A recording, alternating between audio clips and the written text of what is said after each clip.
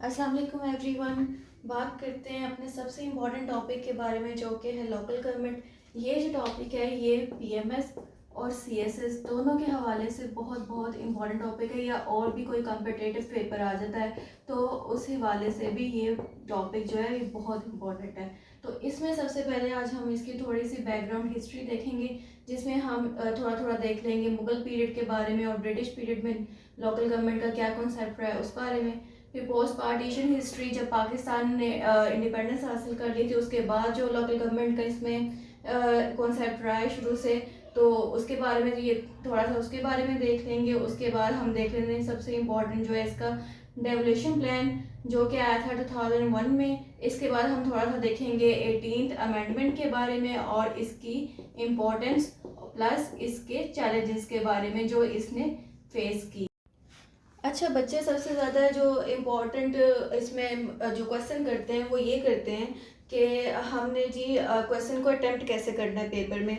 तो मैं आपको ये एडवाइस करूँगी कि जैसे जैसे मैं ये बना रही हूँ, चार्ट्स बना रही हूँ इसमें, या फिर जो कुछ भी मैं इसमें लिख रही हूँ, तो आप वैसे वैसे आप एक कॉपी पेंसिल पकड़ लें और वैसे वैसे इसके ना इस तरह नोट्स बनाते जाएं। आपको किसी और चीज़ की इंशाल्लाह जो है वो ज़रूरत नहीं पड़ेगी किसी और बुक से पढ़ने को इसको, या किसी मज़ीद ब्रीफिंग की। तो आपके नोट्स इसमें से तैयार हो जाएंगे। और साथ साथ मैं आपको बताती भी जाऊंगी कि आपने ये क्वेश्चन जो है वो किस तरह अटेम्प्ट करना है पेपर में। तो सबसे पहले बात करते हैं हम अपने बैकग्राउंड, प्री पार्टीशन जो हिस्ट्री थी पाकिस्तान में, उसमें सबसे पहले बात करते हैं हम अपने मुगल पीरियड की। तो मुगल पीरियड में सबसे पहले बात जो लोकल गवर्नमेंट का कॉन्सेप्ट है वो सबसे पहले रखा था शेर शाह सूरी ने। और इसका ड्यूरिंग द रेन, इसका जो रेन था उसमें 1529 से लेके जो इसका 45 तक था, उस दौरान इसने लोकल गवर्नमेंट का सारा कॉन्सेप्ट किया था। और इसने सबसे ब्रिटिश जो इसका मुगल पीरियड था उसमें सबसे पहले इसने इसकी शुरुआत की थी। तो इसने क्या किया था कि सबसे पहले जो मुगल एम्पायर था ज़ाहिर है वहाँ पे, तो वहाँ पे जो है वहाँ पे किंग था। मुगल एम्पायर जो एक बादशाह थी, सल्तनत, वहाँ पे वो जो दौर था वो सल्तनत का था। तो इसमें अब ये दो हायरार्कीज बनती हैं, तो किंग की जो हायरार्की आ रही है वो, और एक जो एडमिनिस्ट्रेटिव हायरार्की आ रही है लोकल गवर्नमेंट की वो। तो सबसे मुगल एम्पायर में सबसे पहले इसने क्या किया था कि जो मुगल एम्पायर है उसको सूबास में डिवाइड कर दिया था। सूबास क्या होते हैं? प्रोविंसेस। और प्रोविंसेस को फर्दर डिवाइड कर दिया था सरकार में। सरकार नाम दिया गया था डिस्ट्रिक्ट्स को। और डिस्ट्रिक्ट को जो है फर्दर डिवाइड कर दिया गया था परगनास में। जैसे हमारे यहाँ पे तहसील होती है ना, तो वैसे इसको आगे डिवाइड कर दिया गया था। इसी तरह अगर हम दूसरी इसकी हायरार्की देख लें, तो किंग के बाद जो उस वक्त के जो सूबास थे, तो उसको जो गवर्न कर रहा था उसका वो था गवर्नर। और जो सरकार यानी कि डिस्ट्रिक्ट को गवर्न कर रहा था उसका नाम था शिकदार। और जो परगनास था, जो तहसील लेवल के जो सब डिवीजन थी उसको जो गवर्न कर रहा था वो क्या था? पटवारी।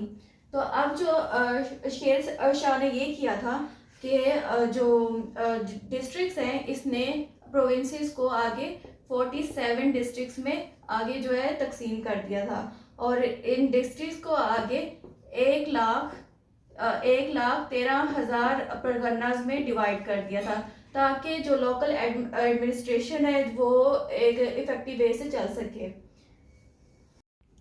अब यहाँ पे जो किंग की रिस्पॉन्सिबिलिटी थी वो जाहिर है वो यही थी कि उसने लॉ एंड ऑर्डर बनाना है। जो मेन जो कानून है वो उसकी कानून साजी करनी है। उसके बाद जो गवर्नर है उसने इसको प्रोविंसेस में इम्प्लीमेंट करना है। जो किंग ने बनाया है कानून वो सारा उसको इम्प्लीमेंट करना है। उसके बाद ये शिकदार जो था उसका भी यही था कि उसने अपनी जो डिस्ट्रिक्ट लेवल तक जो जनरल एडमिनिस्ट्रेशन जो है वो उसने वो देखनी है। और वहाँ पे जो ये जो सारा लॉ है उसकी इम्प्लीमेंटेशन है उसको प्रॉपर वे में इम्प्लीमेंट करना है।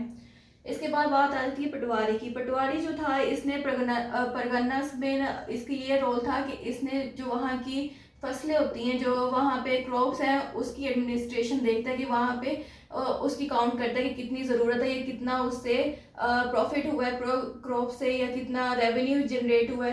तो ये जो लोकल लेवल से रेवेन्यू जब जनरेट हुआ है ना, इसको इस रेवेन्यूज को ऊपर तक लेके जाना, ये सारा सिस्टम जो है ये इसको लोकल गवर्नमेंट कहते हैं। मतलब एक तो इन्होंने पावर जो है वो निचली सतह तक जो है इसने डिवॉल्व की, पटवारी तक, और ताकि जो रेवेन्यू है वो यहाँ से ऊपर आ सके, वो ऊपर किंग तक जो है वो मुगल एम्पायर तक है वो इकट्ठा हो सके, ताकि वो प्रॉपर इसकी एक एडमिनिस्ट्रेशन होती रहे। तो इस तरह ये एक सर्कल चलता रहता है। इसके बाद जी बैकग्राउंड इसकी जो प्री पार्टीशन पाकिस्तान की हिस्ट्री थी उसमें बात करें ब्रिटिश इरा की, कि ब्रिटिश इरा में लोकल गवर्नमेंट का कैसे रहा। जब मुगल चले गए तो ब्रिटिश ने कैसे लोकल गवर्नमेंट को आगे चलाया।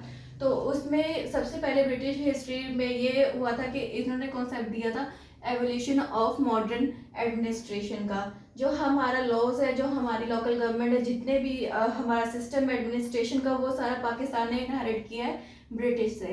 तो इन्होंने जो मॉडर्न एडमिनिस्ट्रेशन का उसका इन्होंने जो है वो रखा था। तो इसमें सबसे पहले जो लोकल गवर्नमेंट का कॉन्सेप्ट दिया था वो during the rain of Warren Hastings दिया था। इसमें इन्होंने लोकल गवर्नमेंट को जो है उसको प्रमोट किया था और एक नया सिलसिला चला था मॉडर्न लोकल गवर्नमेंट एडमिनिस्ट्रेशन का उसका। तो इसमें सबसे पहले इन्होंने क्या किया था कि जो इस वॉरेन हेस्टिंग्स ने जो है इसमें इसने अपॉइंट किया था कलेक्टर को एज आ डिस्ट्रिक्ट मैनेजर, ठीक है। तो इसमें जो रेवेन्यू की जो कलेक्शन है और जो जज का रोल है वो दिया गया था मजिस्ट्रेट को। मजिस्ट्रेट कौन होता है?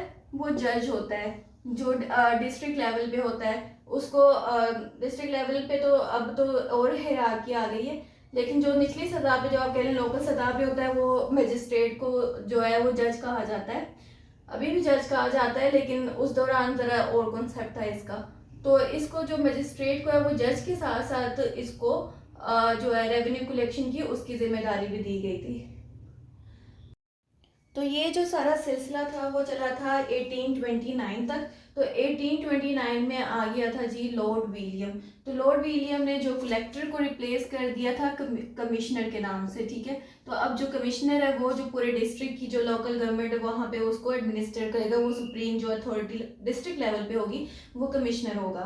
तो कमिश्नर को जो है फर्दर जो इसकी रिस्पॉन्सिबिलिटीज़ हैं या जो आप कह लें पावर्स हैं इसकी, वो बढ़ा दी गई थी उस दौरान। तो बढ़ा के उसको क्या कर दिया गया था, उसको जो नाम दे दिया गया था वो दिया गया था कलेक्टर कम डिस्ट्रिक्ट मैजिस्ट्रेट। इसका मतलब क्या हुआ कि इसको इसके पास तो लॉ एंड ऑर्डर और रेवेन्यू कलेक्शन की सारी जिम्मेदारी थी, ठीक है। तो जो यहाँ पे जो इसके पास रेवेन्यू कलेक्शन की जिम्मेदारी यहाँ पे मैजिस्ट्रेट के पास थी, वो इसमें 1829 के बाद उसको सुपरविजन करने की भी जो जिम्मेदारी थी वो आ गई थी कमिश्नर के पास।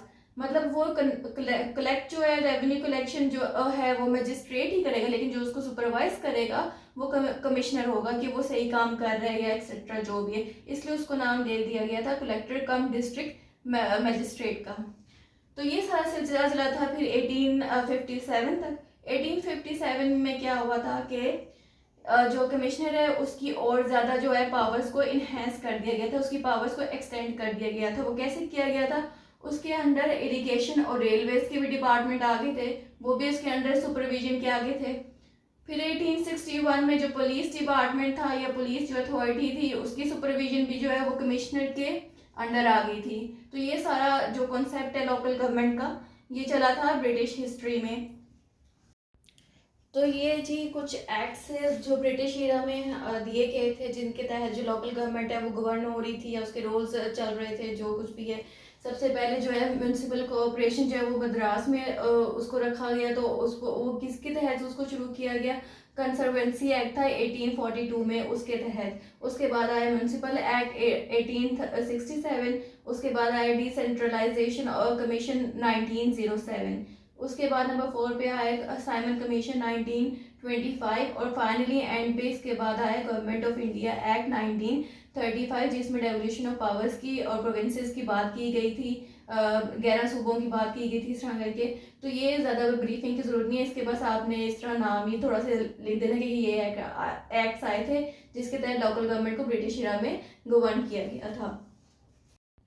अब जी इसके बाद यहाँ से हम बात करते हैं पोस्ट पार्टीशन हिस्ट्री के। जब से पाकिस्तान ने इंडिपेंडेंस हासिल की उसके बाद जो लोकल गवर्नमेंट का सिलसिला कैसे चला, तो उसमें सबसे पहले हम देखेंगे बेसिक डेमोक्रेसीज जो कि आया था 1959 में। अच्छा, इससे पहले जो हमने अभी देखा है प्री पार्टीशन हिस्ट्री में मुगल और जो ब्रिटिश का हमने देखा है, तो इसके आपने ज़्यादा इसको डिफाइन नहीं करना लिखते वक्त क्वेश्चन ना, इसके बस आपने चार्ट्स जिस तरह मैंने बनाए थे और एक एक दो दो लाइन में इसको डिफाइन कर दें, तो ज़्यादा इसकी एक्सप्लेनेशन में जाने की ज़रूरत नहीं है। ये जो बाकी भी ये भी आपने इस तरह चार्ट्स बनाने हैं, साथ साथ आप चार्ट्स बनाते जाएं। ये चार्ट्स आप बनाएंगे आपका अच्छा इंप्रेशन बनेगा। तो थोड़ा थोड़ा एक एक पैराग्राफ में फिर आपने इसको डिफाइन करते जाना है, तो इस तरह आपका एक क्वेश्चन बन जाएगा। अगर तो आपने उन्होंने ये आपको ये बिल्कुल भी आपने ज़्यादा नहीं लिखना है, बस इसको एक डिफाइन करना है कि उन्हें एग्जामिनर को पता लग जाए भी आपको पार्टीशन जो बैकग्राउंड इसकी हिस्ट्री है उसका भी पता है। तो जी शुरू करते हैं बेसिक डेमोक्रेसी से, जो क्या आया था 1959 में।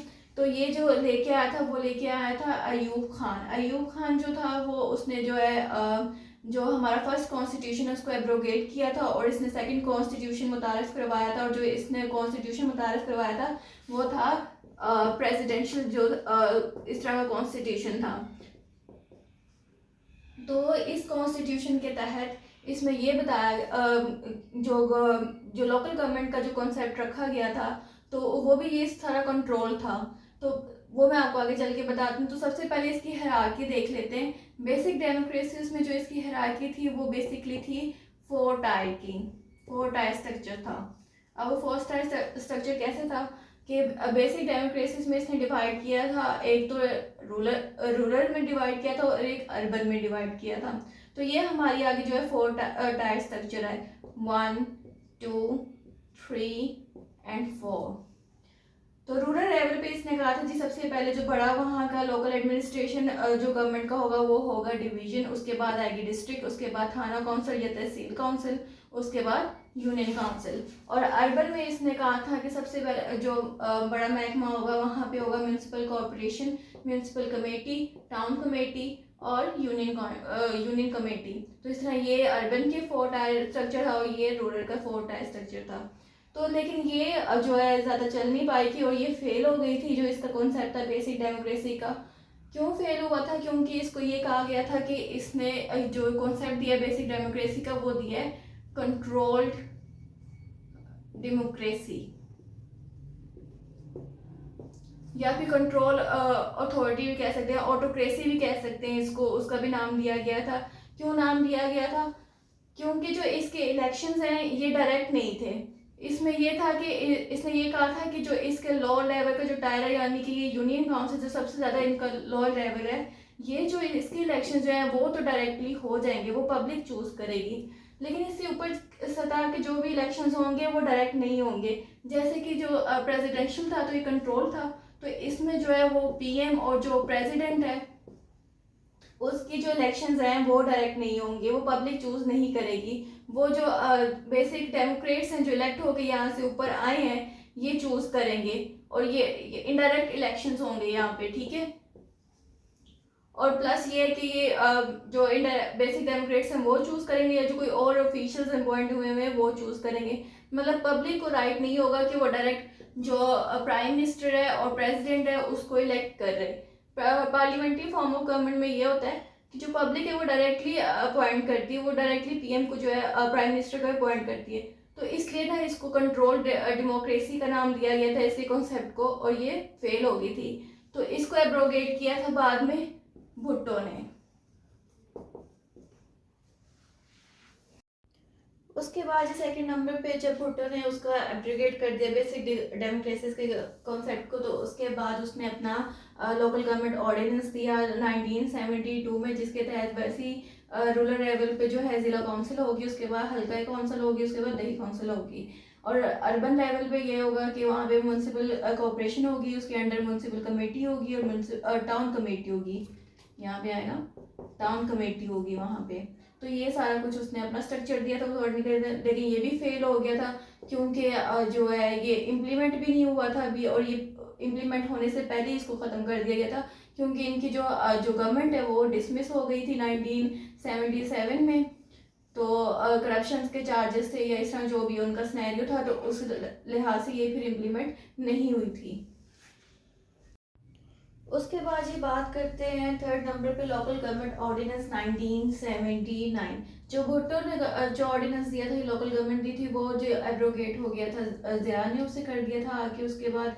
तो ज़िया ने अब अपना ऑर्डिनेंस जो है वो मुतारिफ करवाया 1979 में। तो उसने क्या किया था इसमें कि 2 टायर स्ट्रक्चर होगा अर्बन में और 3 टायर स्ट्रक्चर होगा रूरल में। तो इसमें क्या होगा कि जो अर्बन लेवल पे जो है सबसे पहले मेट्रोपॉलिटन कॉर्पोरेशन होगी, उसके बाद म्यूनसिपल कॉर्पोरेशन होगी, उसके बाद म्यूनसिपल कमेटी होगी। तो ये सारा क्या होगा, एक टायर में आ गया। दूसरा टायर इसका क्या हो गया, ये टाउन कमेटी हो गया। और रूरल में क्या हो गया, फर्स्ट नंबर पे आ गया इसका डिस्ट्रिक्ट काउंसिल, और सेकंड पे हो गया तहसील काउंसिल या तालुका, और थर्ड पे हो गया यहाँ पे यूनियन काउंसिल। तो ये इसका 3 टायर स्ट्रक्चर रूरल लेवल पे हो गया। तो ये भी जो इसका जो सिस्टम है, लोकल गवर्नमेंट का सिस्टम, ये चला तो था। इसके तहत जो इलेक्शन भी हुए थे। एक इलेक्शन 1979 में हुआ था, एक हुआ था जी 83 में, और एक हुआ था 87 में। तो इन इलेक्शंस के बाद जी जो इसमें ये भी कहा गया था कि जो प्रोविंसेस हैं वो अपना अलग अलग ऑर्डिनेंस जो है गवर्नमेंट का, लोकल गवर्नमेंट का, अपने ज़रूरत के मुताबिक उसको प्रेजेंट करेंगे। लेकिन ये भी ज़्यादा देर नहीं चल सका था, तो फिर ये बाद में ख़त्म हो गया था। इसका निज़ाम क्यों नहीं चल सका था, क्योंकि जो अर्बन यूनियन काउंसिल्स हैं और जो डिस्ट्रिक्ट है वहाँ पे इनकी कोऑपरेशन नहीं हो सकी थी। स्पेशली किन डिपार्टमेंट में नहीं हो सकी थी, एग्रीकल्चर के, एजुकेशन के और हेल्थ के डिपार्टमेंट में इनकी जो कोऑपरेशन है वो नहीं हो सकी थी। तो म्यूचुअली ये एक दूसरे को रेवेन्यू या फंड्स वगैरह शेयर नहीं करते थे। तो इस वजह से ये भी ज़्यादा देर चल नहीं सका था निज़ाम। फिर जी इसके बाद क्या हुआ था कि जो 1985 से लेके 1998 में यहाँ पे क्या हुआ था कि मार्शल लॉज जो थे वो एंड हो गए थे। ज़िया की जो रेजीम है वो ख़त्म हो गई थी। इसके बाद जो है वो सिविलियन गवर्नमेंट आ गई थी। तो यहाँ पे जो है सिविलियन गवर्नमेंट आ गई थी। तो यहाँ पे क्या हुआ था फिर कि जो MPs और MNA आ गए थे, वहाँ पे उन्होंने जो है अपने जो लोकल बॉडीज़ हैं उनको एडमिनिस्टर किया था। जो फेडरल गवर्नमेंट है और जो प्रोविंशियल गवर्नमेंट है, तो उन्होंने ये सारी एडमिनिस्ट्रेशन की थी लोकल बॉडीज़ की। लेकिन यहाँ पे भी यही मसला हुआ था कि जो लोकल बॉडीज़ हैं और जो प्रोविंशियल MP हैं या MNA हैं, उनमें जो है मिनिस्टर्स में दरमियान में कोऑपरेशन नहीं हो सकी थी। जो बजट की है या जो फाइनेंस की है, जो कोई और इस तरह की कोऑपरेशन है, वो मुकम्मल तौर पे नहीं हो सकी थी। तो ये भी ज़्यादा देर नहीं चल सका था। ये भी इनमें टेंशन हो गई थी, कॉन्फ्लिक्ट पैदा हो गया था, और ये भी ख़त्म हो गया था। इसके बाद जी सबसे इम्पोर्टेंट जो अभी तक भी इम्प्लीमेंट हो जाता है, तो इसमें सबसे पहले हम देख लेते हैं कि 2021 में परवेज़ मुशर्रफ ने ये डेवोलेशन एक प्लान दिया था, जिसके तहत लोकल गवर्नमेंट को गवर्न किया जाए एक इफ़ेक्टिव वे से, जिसमें जो पॉलिटिकल पावर्स है उनको डिफ्यूज़ किया जाए, उनको नीचे तक लेके आया जा सके। और ये जो डेवोलेशन प्लान है ये दिया गया था अंडर लोकल गवर्नमेंट ऑर्डिनेंस 2001 के तहत। तो इसमें इसने 5 जो है जो प्रिंसिपल्स हैं वो इसने इसकी बुनियाद रखी थे ऑर्डिनेंस की, जिसमें सबसे पहले आ जाता है distribution of resources at local level, कि जो रिसोर्सेज जितने भी मिलेंगे वो लोकल लेवल तक उनको डिस्ट्रीब्यूट किया जाएगा। फिर सेकंड नंबर पे आ जाता है डेवोल्यूशन ऑफ पॉलिटिकल पावर, ऊपर से लेके प्राइम मिनिस्टर प्रेसिडेंट की पावर से लेके मिनिस्टर्स के बाद जो नीचे डिस्ट्रिक्ट लेवल पे, तहसील लेवल पे, यूनियन काउंसिल लेवल पे जो पावर को उसको डिसॉल्व किया जा सकेगा, ताकि जो लोग हैं उनकी अच्छे से जो उनकी जो क्यूरीज हैं उनको रिजोल्व किया जाए। उसके बाद ही आ जाता है डिसेंट्रलाइजेशन ऑफ एडमिनिस्ट्रेटिव अथॉरिटी, वही जो प्रेसिडेंट की अथॉरिटी होती है एग्जीक्यूटिव की, वो सारी जो अथॉरिटी है उसको डिसॉल्व किया जाएगा कि किस तरह उसको एडमिनिस्ट्रेट करना है, एक डिस्ट्रिक्ट लेवल पे कैसे करना है, तहसील लेवल पे कैसे करना है, यूनियन लेवल पे कैसे करना है। तो उसके बाद आ जाता है नंबर 4 पे decentralisation of management functions. Management functions वही इसमें आ जाते हैं, एजुकेशन के आ जाते हैं, हेल्थ के आ जाते हैं, और इस तरह के जितने भी इसके फंक्शंस हैं इंपॉर्टेंट, जो निचली सतह तक जिनको जाना चाहिए उनकी मैनेजमेंट, तो उसके बारे में देखा गया कि उसको भी डिसेंट्रलाइज किया जाएगा। उसके बाद ये आ जाता है नंबर 5 पे diffusion of power authority Nexus. Powers को जी लोकल लेवल पे जो है वही अथॉरिटी को जो है डिस्ट्रीब्यूट किया जाएगा, ताकि लोकल लेवल तक जो एडमिनिस्ट्रेशन जो है वो अच्छी तरह से हो सके। तो जी डेवोल्यूशन प्लान के अकॉर्डिंग अगर इसकी लोकल गवर्नमेंट का जो स्ट्रक्चर है उसके जो टाइज है उसके अकॉर्डिंग बात की जाए तो इसमें इसने क्या किया था कि जो बलूचिस्तान, पंजाब और सिंध में इसने कहा था कि जो रूरल एरियाज होंगे वहाँ पे 2 टायर होंगे जिसमें डिस्ट्रिक्ट काउंसिल और यूनियन काउंसिल होगा, और दूसरी तरफ अर्बन में ये होगा कि म्यूनसिपल कमेटी होगी और या फिर यूनियन काउंसिल या कमेटी होगी।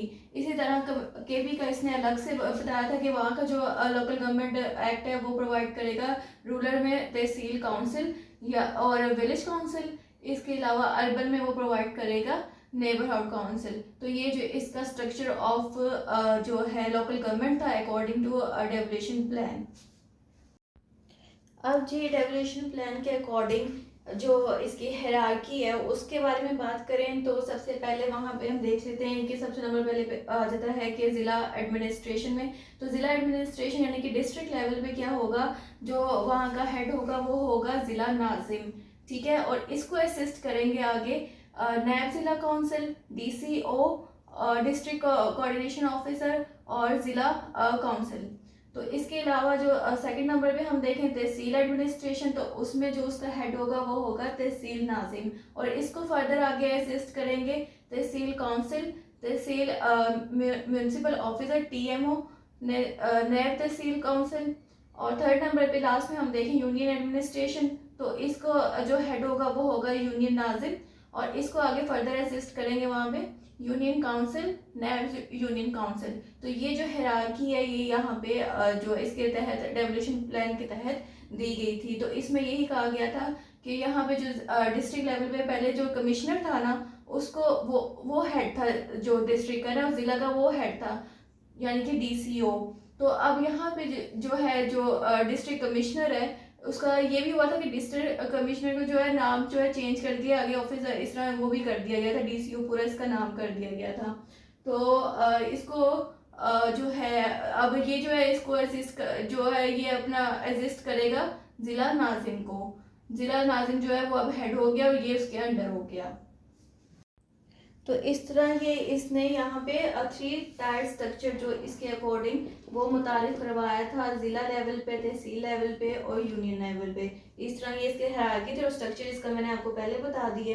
तो ये सारा कुछ इसके अकॉर्डिंग था डेवोल्यूशन प्लान के अकॉर्डिंग। और इसमें क्या हुआ था कि जो इसकी जो पावर्स हैं जैसे प्रोविंसेस को ज़्यादा दी गई थी वैसे इसमें लोकल गवर्नमेंट को ज़्यादा स्ट्रॉन्ग किया गया था, और ज़्यादा इनमें पावर्स जो रेवेन्यू की पावर्स हैं या जो फिर फंड्स एलोकेशन फाइनेंशियल जो भी पावर्स है वो ज़्यादा एलोकेट की गई थी और ज़्यादा पावर दे दी गई थी लोकल गवर्नमेंट को। तो इसलिए ये बहुत ज़्यादा चला था और बहुत ज़्यादा इसकी इम्पोर्टेंस थी इस प्लान की। इसके अलावा जो इसमें इलेक्शंस हुए थे वो क्या हुए थे, वो डायरेक्ट इलेक्शंस हुए थे। जो लोअर लेवल से जो इलेक्शंस हुए थे वो डायरेक्ट थे, और जो ब्यूरोक्रेट्स थे वो आगे थे पॉपुलरली इलेक्टेड रिप्रेजेंटेटिव के अंडर, यानी कि जो ये जो डीसी हुआ है ये ब्यूरोक्रेट है ना तो ये इसके अंडर आ गया था, और इलेक्शंस जो है वो डायरेक्ट हो गए थे। तो ये बड़ा अच्छा एक जो प्लान था वो डिवाइस किया गया था। फिर इसमें क्या हुआ था एक और पॉइंट के जो वुमेन है और जो माइनॉरिटीज़ हैं पाकिस्तान की, तो उनको जो है माइनॉरिटीज़ जो उनको रिप्रेजेंटेशन दी गई थी इस लोकल गवर्नमेंट सिस्टम में, तो इनकी मखसूस की गई थी सीट्स। फर्दर ये भी हुआ था कि जो लोकल गवर्नमेंट है ना उसको डायरेक्टली लिंक कर दिया गया था प्रेसिडेंट के ऑफिस से और एनआरबी से, जिसका मतलब है नेशनल रिकंस्ट्रक्शन ब्यूरो। इसके तहत इसका ये एक एजेंडा था, इसके 7 पॉइंट्स थे और इसका ये एक एजेंडा था जिसमें डेवोल्यूशन प्लान को आया गया था। तो ये इस लोकल गवर्नमेंट को इससे लिंक कर दिया गया था। तो एक तरफ तो ये जो पावर्स है उनको डिवॉल्व किया गया, दूसरी तरफ ये था कि इसको सेंट्रलाइज कर दिया, दोबारा जो है प्रेसिडेंट से सेंट्रलाइज कर दिया गया दोबारा उससे जोड़ के। इसके बाद जी बात करें कि 18th अमेंडमेंट जो कि आई थी 2010 में, तो इसके तहत जो है प्रोविंशियल ऑटोनॉमी हुई थी, वो सारा सिनेरियो हुआ था, ज़्यादा पावर जो है फेडरल से लेके प्रोविंसेस को ऑटोनॉमी दी गई थी इस अमेंडमेंट के तहत। तो इसके बाद जी जो बलूचिस्तान ने अपना लोकल गवर्नमेंट एक्ट जो है वो 2010 में दिया, और केपीके ने सिंध और पंजाब ने अपना जो लोकल गवर्नमेंट एक्ट है वो दिया 2013 में। तो इनके साइलेंट फीचर्स क्या थे वो थोड़ा सा इनको देख लें। तो ये हुआ था उसमें कि साइलेंट फीचर्स। तो इसमें सबसे पहले ये हुआ था कि इन्होंने ये किया था कि जो इलेक्शंस हैं वो पार्टी बेसिस पे होंगे। जो लोकल गवर्नमेंट एक्ट जो परवेज मुशर्रफ साहब ने दिया था, तो उसमें जो है पार्टी बेसिस है इसको ख़त्म कर दिया गया था। तो उन्होंने कहा था जो इलेक्शंस हैं लोकल गवर्नमेंट के वो नॉन पार्टी बेसिस पे होंगे। तो इन्होंने दोबारा से इसको रिस्टोर कर दिया कि वो पार्टी बेसिस पे ही लोकल गवर्नमेंट के जो इलेक्शंस हैं वो होंगे। इसके बाद जो है इन्होंने जो कमिश्नर की जो सीट है उसको रिस्टोर कर दिया गया था, जो कि डेवोल्यूशन प्लान में परवेज मुशर्रफ ने ज़िला नाजिम से जो है वो रिप्लेस कर दी थी। तो इन्होंने उसको भी जो है वो रिस्टोर कर दिया था।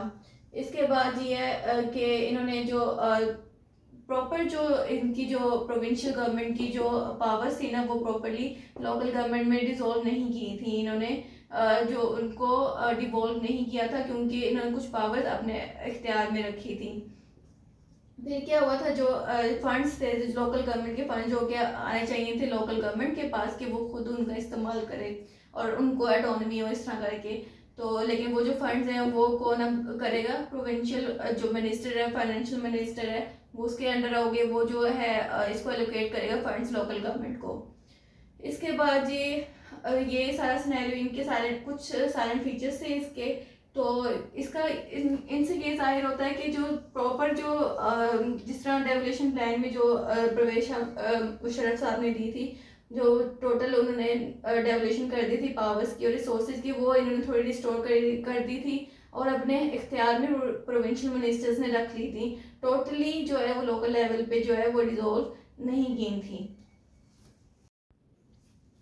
अच्छा जी, अब इसकी इम्पोर्टेंस देख लें। सारा कुछ हमने लोकल गवर्नमेंट का जो था वो सारा कुछ अभी तक जो हुआ है वो सारा कुछ हमने डिस्कस कर लिया ब्रीफ सा। और अब इसकी इम्पोर्टेंस देख लेते हैं कि गवर्नमेंट लोकल गवर्नमेंट एक मुल्क में होना उसका क्यों ज़रूरी है। तो सबसे पहले जो इम्पोर्टेंस है इसको लोकल गवर्नमेंट को पाकिस्तान में सबसे पहले मिली, वो मिली 18th अमेंडमेंट के बाद जो कि आई थी 2010 में। तो इसके तहत जो था आर्टिकल 140A जो है वो हमारे कॉन्स्टिट्यूशन ऑफ पाकिस्तान 1973 उसमें ऐड कर दिया गया। तो इसमें लोकल गवर्नमेंट को कहा गया था कि लोकल गवर्नमेंट जो है वो अब कंपलसरी बनाना है हर प्रोविंस ने, ताकि जो है रिसोर्सेज फंडिंग वो निचली सतह तक उसको जो है डिसॉल्व किया जा सके। तो इसकी सबसे पहले इम्पोर्टेंस क्या बनती है कि भाई जो फेडरल फॉर्म ऑफ गवर्नमेंट है उसकी एसेंस को बरकरार रखा गया है। कि फेडरल फॉर्म ऑफ गवर्नमेंट क्या होते हैं कि आगे इसके फेडरेटिंग यूनिट्स होते हैं इसमें, जैसे हमारे प्रोविंसेस हैं, जैसे कि जो यूनाइटेड स्टेट्स है ऑफ अमेरिका उसमें फेडरेशन जो है वो 52 स्टेट्स हैं उसकी, ताकि अच्छी तरह से जो है वो निचली सतह तक जो है उसके जो रिसोर्सेज हैं उसको दिया जा सके। फिर जी सेकंड पेज की इम्पोर्टेंस क्या आती है कि जो पावर्स हैं उनको जो है वो इलेक्टिव रिप्रेजेंटेटिव्स में जो निचली लोकल गवर्नमेंट तक है उसको दी जा सकती है, डिवॉल्व किया जा सकता है। उसके बाद जो है इसकी पब्लिक सर्विस जो है वो उसको इन्हेंस किया जा सकता है लोकल गवर्नमेंट के थ्रू, पब्लिक सर्विस। उसके बाद ये अकाउंटेबिलिटी को इंश्योर किया जा सकता है ग्रास रूट लेवल से। उसके बाद जो है पार्टिसिपेशन या एसेसिबिलिटी पार्टिसिपेशन, और जो है एक्सेसिबिलिटी जो सिटीजन्स की है वो कर सकते हैं, वो अपना जो भी उनके मसले मसाइल हैं वो लोकल लेवल से बता सकते हैं और वो फिर लोकल बॉडीज़ जो है वो अपनी हायर अथॉरिटीज़ को इस तरह बता सकती हैं। ट्रांसपेरेंसी अकाउंटेबिलिटी के साथ ट्रांसपेरेंसी का भी कॉन्सेप्ट यहाँ पे आ सकता है कि उसको भी दिया जा सकता है। और इसके बाद जो है जैसे कोई क्लेमिटी हो जाती है, जो इमरजेंसी के इशू हो जाते हैं, जैसे कि अर्थक्वेक हो जाता है या फिर इस तरह के और अभी फ्लड हुआ था जैसे रिसेंट एक्सेट्रा, तो ये कुछ ऐसे इशू हो जाते हैं तो इनको ग्रास रूट लेवल पे अच्छी तरह से इनको मैनेज किया जा सकता है। तो ये सारे कुछ इसके इम्पोर्टेंट जो हैं पॉइंट्स हैं कि लोकल गवर्नमेंट होना ज़रूरी क्यों होता है। अब इसके आगे हम थोड़े से चैलेंजेस देख लेते हैं कि पाकिस्तान में लोकल गवर्नमेंट के इम्प्लीमेंटेशन के क्या चैलेंजेस आ रहे हैं। अब जो इसके चैलेंजेस देखें तो इसमें सबसे पहले जो मसला आ रहा है पाकिस्तान में इसकी इम्प्लीमेंटेशन का हुआ है balance of power. Balance of power में क्या किसके दरमियान हो रहा है, प्रोविंसेस और लोकल बॉडीज़ के दरमियान में। जो प्रोविंसेस हैं वो टोटली नहीं चाहते कि जो लोकल बॉडीज़ हैं वो स्ट्रॉन्ग बने, तो वो टोटली जो पावर है, जो बजट है उनका, वो टोटली जो है वो लोकल बॉडीज़ को नहीं देते हैं, वो कुछ अपने इख्तियार में भी रखते हैं। सेकंड जो इसका चैलेंज आ रहा है वो है पार्टी बेसिस या नॉन पार्टी बेसिस, कि लोकल बॉडीज़ के जो इलेक्शंस हैं वो पार्टी बेसिस पे होने चाहिए या फिर नॉन पार्टी बेसिस पे होने चाहिए। तो ये इसका एक बड़ा इशू आ रहा है। जैसे कि परवेज मुशर्रफ साहब ने जो है नॉन पार्टी बेसिस को उसमें इसको इन्हेंस किया था, बाद में जो 18th अमेंडमेंट के बाद पार्टी बेसिस पे इलेक्शंस हुए थे लोकल गवर्नमेंट के। तो इस तरह ये इसमें रहता है, जो कन्फ्यूजन रहता है। फिर थर्ड चैलेंज इसमें ये आ रहा है फंड ट्रांसफ़र और ऑडिट, उसको कैसे किया जाए, उसको प्रोविंसेस से लोकल गवर्नमेंट में कैसे उसको ट्रांसफ़र किया जाए। अगर कर भी दिया जाए तो लोकल बॉडीज़ इतनी स्ट्रॉन्ग नहीं है कि वो फंड ट्रांसफ़र किया जाए या उसका ऑडिटिंग की जाए तो उसको मतलब उसका काम कर सके या उसको मैनेज कर सके या बजट को मैनेज कर सके, वो इतने टेक्निकल या इतने ट्रेंड नहीं है। इसके बाद जो एक और चैलेंज आ रहा है वो डिलिमिटेशन का आ रहा है। डिलिमिटेशन का वर्ड क्यों यूज़ किया गया है कि इसका मतलब ये होता है कि जो पार्टी मेजोरिटी में है, सपोज एक पार्टी मेजोरिटी में है तो वो नहीं चाहती कि जो उसकी अपोजिशन पार्टी है, जो उस हल्का में उसकी अपोजिशन पार्टी है, वो विन करे और वो लोकल बॉडी वहाँ पे बना ले। तो वो ऐसा कुछ हल्का बंदी इस तरीके से करती है कि जो उसके हल्का में वहाँ पे अपोजिशन पार्टी मौजूद है वो वहाँ पे माइनॉरिटी की सूरत इख्तियार कर ले, ज़्यादा उसको वोट ना मिल सके, और जो वहाँ पे जो जो ये मेन जो इसकी पार्टी है ये जो है वो वहाँ से मेजोरिटी हासिल कर ले और इसकी लोकल बॉडी में इसकी जो है वो पार्टी वहाँ पे आए। तो इस तरह का जो सिनेरियो ये कन्फ्लिक्टेड रहता है। तो ये मेन चैलेंजेस है इसके, जो लोकल गवर्नमेंट को पाकिस्तान में इम्प्लीमेंट होने से रोकते हैं। तो ये सारा कुछ था लोकल गवर्नमेंट के बारे में, इसकी प्री पार्टीशन हिस्ट्री से लेके इसके चैलेंजेस तक। अगर आप क्वेश्चन आ जाए तो आपने थोड़ा थोड़ा सबका डिफाइन कर देना है, और ज़्यादा लोकल गवर्नमेंट जो डेवलेशन प्लान है उस पर आता है उसको आपने ज़रा ब्रीफ में डिफाइन कर देना है। जैसे मैंने चार्ट्स बनाए हैं ऐसे आपने चार्ट्स बना लेने हैं, ये इस तरह की चैलेंजेस लिख लेने हैं, कुछ इंपॉर्टेंस लिख लेनी है। तो ये 18th अमेंडमेंट का आपने लाजमी जिक्र करना है, जो 140 ए इसका आर्टिकल है। तो ये सारा आपका क्वेश्चन एक अच्छा बन जाएगा। और मेरे चैनल को सब्सक्राइब ज़रूर कीजिएगा। यहीं पे अपनी वीडियो को एंड करते हैं। अल्लाह हाफिज़।